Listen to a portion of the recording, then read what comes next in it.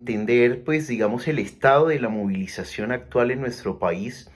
creo que es un ejercicio más allá de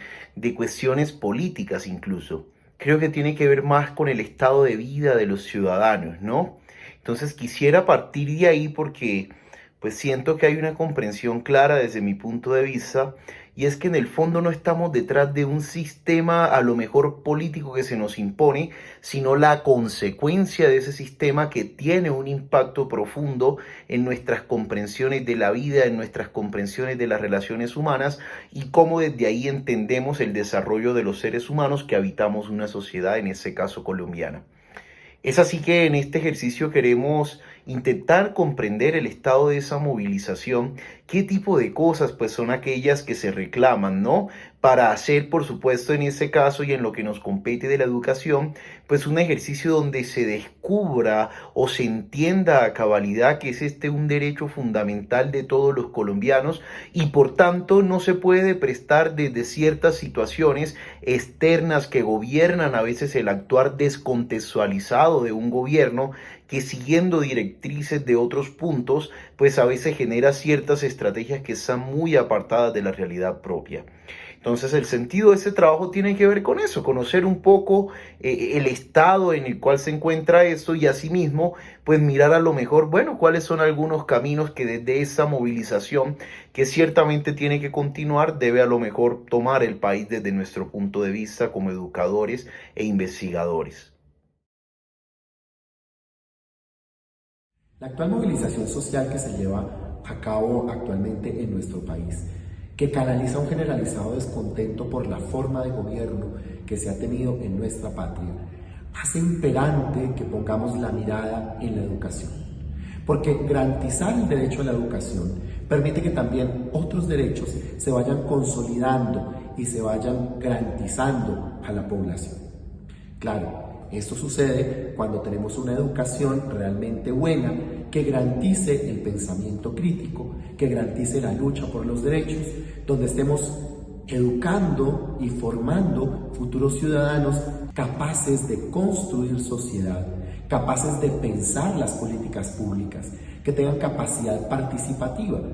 Por supuesto que eso no depende solo de ellos, depende por supuesto de que los gobiernos vayan dando las condiciones y las capacidades para que eso se dé, pero también desde el colegio podemos comenzar ya, desde la vida educativa, desde el aula, desde la forma como educamos, podemos comenzar a meterlos en ese mundo de la participación ciudadana.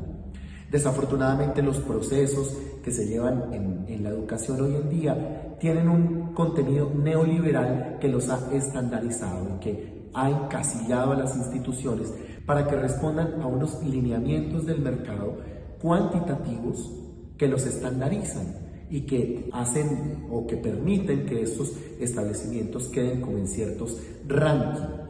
lo cual le ha hecho un daño enorme a las instituciones. Por estos meses va a ser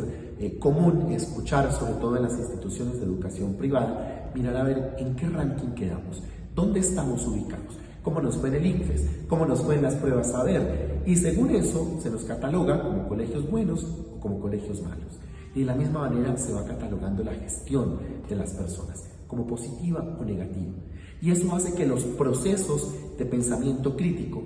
que los procesos de convivencia, por ejemplo, o que los procesos afectivos de los estudiantes no se noten, no sean importantes para el régimen o no sean importantes para la forma como se está mirando la educación. Es importante que responda esta pregunta bien, que responda aquella de esta forma, pero no importa qué hay dentro de la interioridad de la persona. Entonces, esto hace que estemos olvidando también la humanización del ser humano. Esto hace que estemos olvidando que estamos formando seres humanos para la relación, para la interrelación con sus congéneres.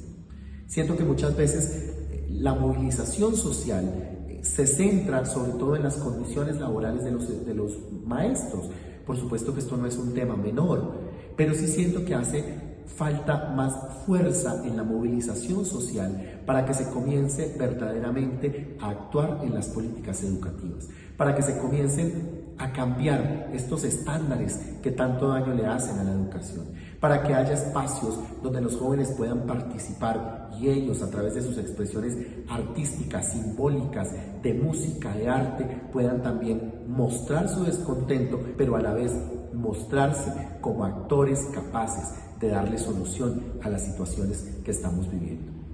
La llegada al poder en Colombia de un gobierno de izquierda abre nuevas posibilidades, abre nuevas maneras de ver la situación. Sin embargo, a veces uno queda un poco descontento con algunas cosas. Me refiero, por ejemplo, a que hace algunos días salió la resolución de costos educativos y con sorpresa vi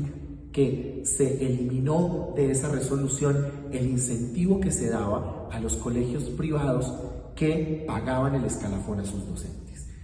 A mí me parece que es delicado, porque entonces ya da lo mismo si se les paga el escalafón o no se les paga. Y entonces es como si se estuviera avalando una práctica supremamente esclavista de ciertos colegios que mantienen en condiciones paupérrimas a sus estudiantes. Y por supuesto me refiero a la educación privada, ya que en el ámbito público pues, hay unos decretos y hay además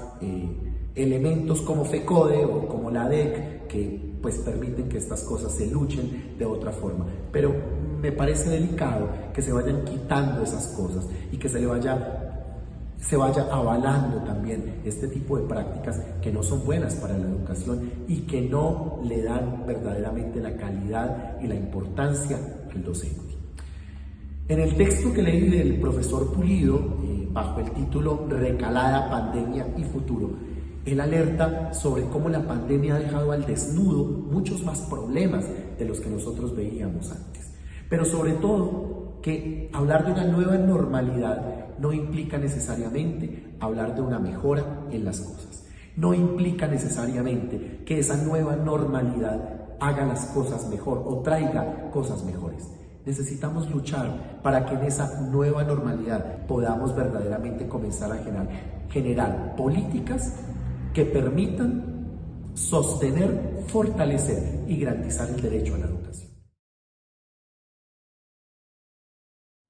Diría en conclusión que definitivamente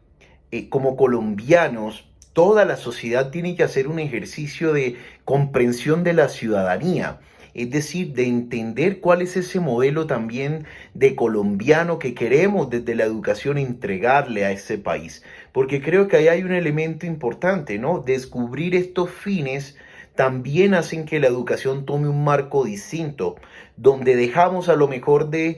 formar simplemente para responder, para competir, que es un elemento importante, pero que también nos tiene que llevar a nosotros a entender que la competencia también va en la humanidad del ser humano,